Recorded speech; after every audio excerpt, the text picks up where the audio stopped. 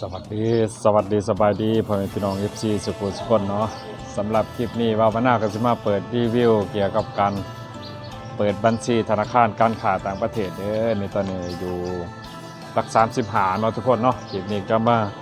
แชร์ประสบการณ์ในการทุกคนที่ว่าจากมาเปิดบัญชีธนาคารเนาะแต่ในโดยเฉพาะความรู้สึกส่วนตัวที่ในนี่จะมารีวิววิธีว่าเตรียมพร้อมเนาะเตรียมพร้อมวิธีการเปิดบัตรเนาะทุกคนเนาะคลิปนี้เนี่ยบานามาอยู่หลัก35เนาะเมืองแข้งสวรรณเขตเนาะแข้งสวรรณเขตเด้อทุกคนเด้อเดี๋ยวขอกลับหน้าก่อนเราคุยกันในบานาก็นั่งรถตั้งแต่บ้านตั้งแต่เมืองสวนน้ำบุรีมาหลัก35ปั๊มน้ำมันมาเปิดบัญชีธนาคารของธนาคารการค้าต่างประเทศลาวเนาะทุกคนเนาะอยู่บรรยากาศในนี้เดี๋ยวคลิปนี้บานาก็จะไปรีวิวตอนเมื่อหอดเทือนเด้อทุกคนเดินมาถึงเทือนจังสิได้รีวิวบอกพ่อแม่พี่น้อง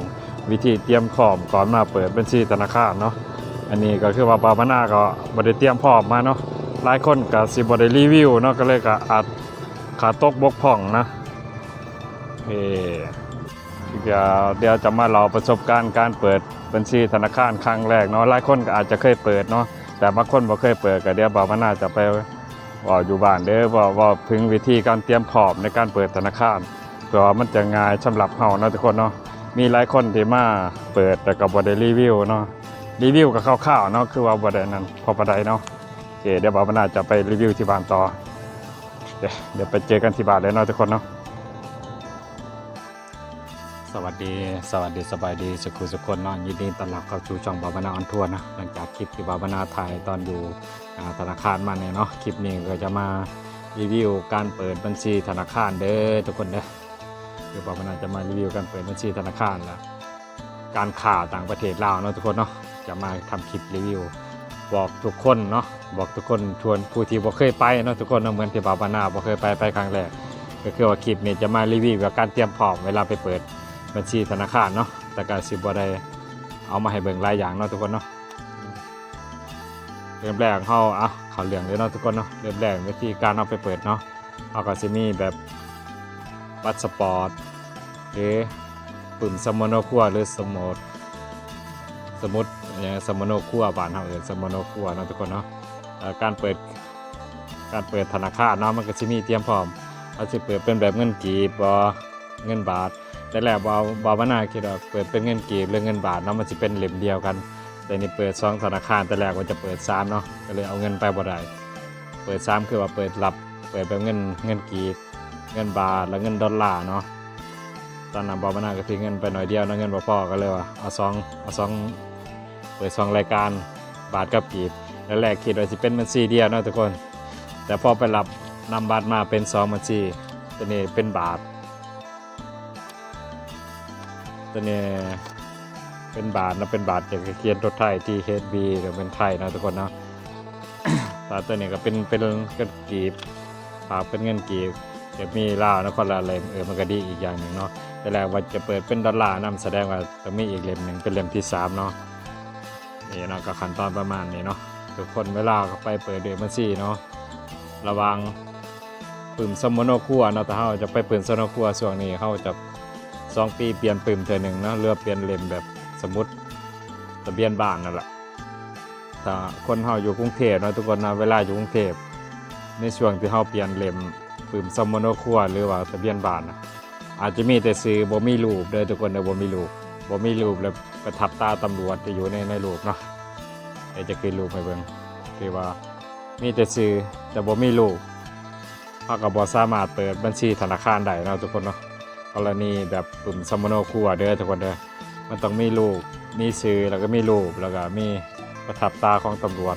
ปกสอย่างประมาณนี้แหละนี่ก็คือได้เนาะทุกคนถ้าทุกคนก็ถ้าจะไปทำบัตรก็ต้องเฮ็ดให้มันเรียบร้อยเด้อถ้ามีแต่ชื่อในสมโนครัวก็ถือว่ายังบ่ได้เนาะถ้าทุกคนไปทำงานต่างแดนเนาะแล้วอยู่ในช่วงที่เพิ่นเปลี่ยนชื่อปุ่มสมโนครัวใหม่เนาะว่าไปว่ามากก็สิงงเลยทุกคนนะแล้วกรณีเปิดบัญชีเนาะถ้าเป็นบาทก็เตรียมเงินบาทไว้เลยทุกคนเตรียมเงินบาทไปเลยเพื่อบ่ต้องไปแลกเขาเตรียมเงินบาทเลยเด้อถ้าเป็นเงินบาทเอาเขาเท่าไร500หรือ1,000ก็แล้วแต่ตามใจเขาเนาะแต่เงินเขามีถ้าเป็นเงินกีบถ้าจะ ปิดเป็นเงินกีบก็เทไปเลยเงินกีบเนาะก็ใส่ไปเลย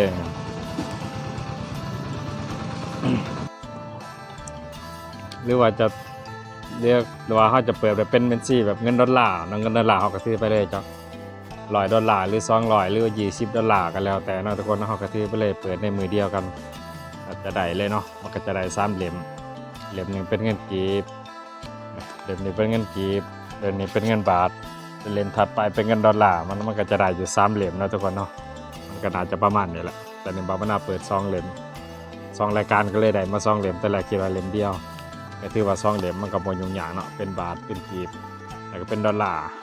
ถ้าเฮาไปเถื่อถ้าเฮาไปเปิดเฮาก็พยายามเตรียมเงินไปมันเรียบร้อยเด้อทุกคนเด้อส่วนปุ่มสมรครัวถ้าบ่มีก็ถ่ายมันเรียบร้อยที่ประทับตายังมีประทับตาถาดรูปเรียบร้อยเนาะเดี๋ยวบาบานาขึ้นรูปให้เบิ่งแล้วก็ถ้าเฮาบ่มีตัวนี้เฮาก็ใส่พาสปอร์ตได้เพราะว่าตัวนี้มันจะเขียนเป็นภาษาอังกฤษแล้วเฮาเขียนภาษาอังกฤษบ่เป็นเนาะมันจะมีแฟนฟอร์มให้นะเดี๋ยวขึ้นแฟนฟอร์มให้เบิ่งมันจะมีภาษาอังกฤษเป็นชื่อเฮาเนาะสมมุติเฮาชื่อนี่นายนี่นามนี่นามสกุลนี่ก็ใส่ไปเลยนะทุกคนเนาะก็ใส่ขึ้นไปหั่นก็จะมีบ้านเลขที่แล้วก็รหัสพาสปอร์ตเฮานั่นแหละใส่หั่นหลังจากเข้าใส่ตัวนี้แล้วเนาะเล่มรหัสพาสปอร์ตเฮาพยายามเก็บไว้ด้วยทุกคนเด้ออย่าให้เหี่ยอย่าให้หาย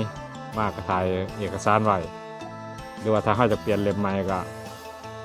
เก็บไว้เนาะไปทำใหม่เลยตัวนี้คือว่าเก็บไว้เนาะทุกคนนะถ้าเฮาไปเปลี่ยนปุ๊บแล้วมันเล่มนี้มันสิบ่คืนเฮาเขาสิเอาไปเฮาก็เก็บไว้ถ้าเป็นเล่มพาสปอร์ตนะพาสปอร์ตจะเปิดบัญชีเก็บไว้เลยทุกคนเด้อหรือว่าเฮาจากนั้นแล้วก็ถ้าอยากเอาไปหันกับปิดบัญชีไปแล้ว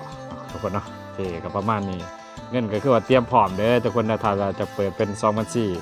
เป็นบาทเป็นกีบเขาจะถามเนาะก็จะได้2บัญชีจะเป็นดอลลาร์ก็เตรียมเงินดอลลาร์ไว้เลยจาก$20ก็ได้หรือ50หรือ100แล้วแต่กำลังเงินเฮาเนาะทุกคนเนาะส่วนบัตร ATM เนาะบัตร ATM มันจะมีอยู่3แบบ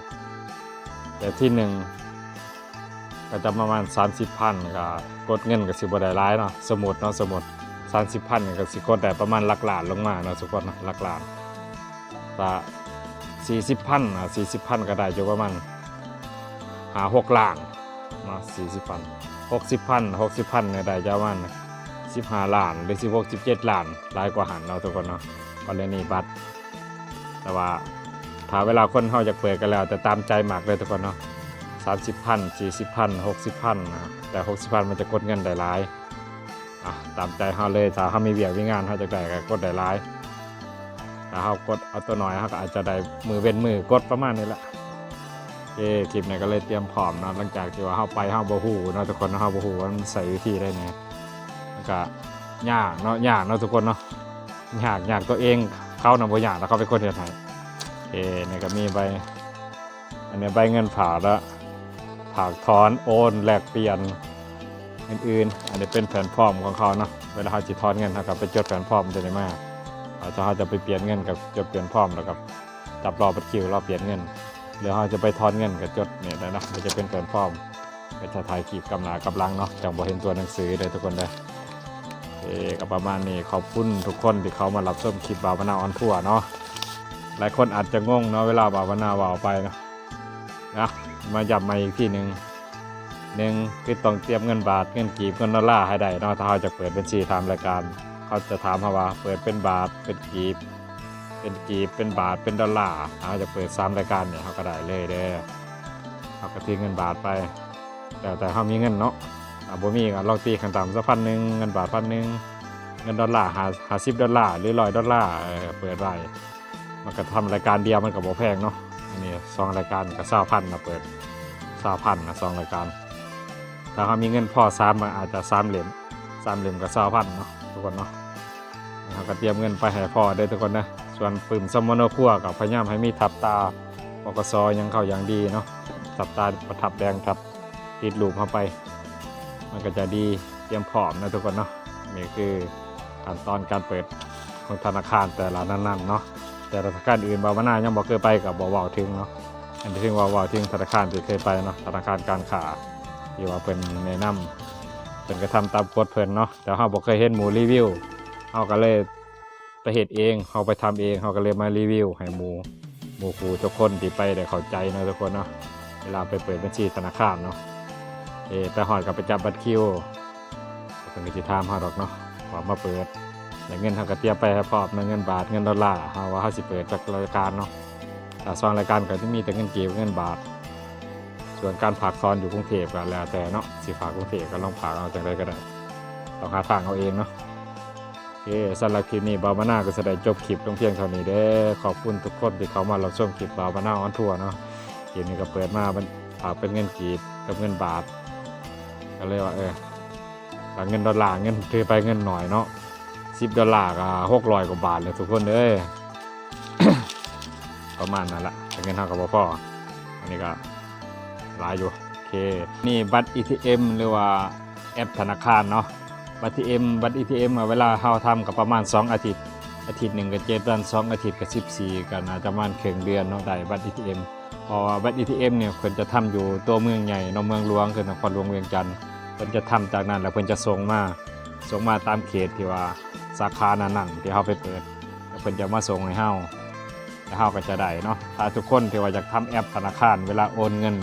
ซื้อแอปของเพิ่นก็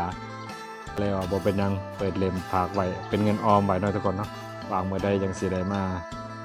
เปิดแอปใหม่โอเคไม่จะฝากโอนเข้าไปแล้วก็ไปเอาเล่มไปปั๊มเนาะโอเคกรณีทุกคนที่ว่าจะได้แอปแต่บ่จะได้บัตรมันก็บ่ได้เด้อทุกคนเด้อเราต้องไปให้มันเรียบร้อยถูกต้องตามเขาเนาะขอบคุณทุกคนที่เข้ามารับชมคลิปบ่าวมะนาวออนทัวร์เด้อได้เจอกันใหม่คลิปหน้าสบายดี